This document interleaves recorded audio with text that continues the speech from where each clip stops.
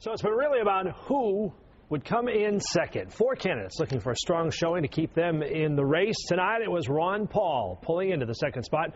Fox 25's Erica Ritchie is live in Manchester, New Hampshire with the Paul camp. Erica. Well, Mark, Sharman just mentioned the word energy surrounding Ron Paul's supporters, and that certainly sums up the folks that were here tonight. Energetic, enthusiastic. You can take a look behind me and see that many of them are still here at Ron Paul's camp. And it's 45 minutes after the candidate himself has left. See, they are just as excited as he is to be the runner-up tonight, coming in a strong second to Mitt Romney. They consider this a victory. Now, at the podium, Paul said that he did call Mitt Romney to congratulate him on his clear victory after the race was called. But then he paused for a minute and he smiled and he said, but we're nibbling at his heels.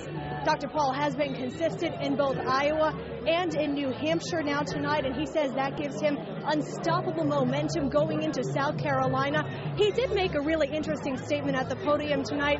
He said that his campaign is a danger to the status quo in this country here, and he credits his supporters for making it that way. I always assumed that the best I could do is set a record. I didn't know you were out there.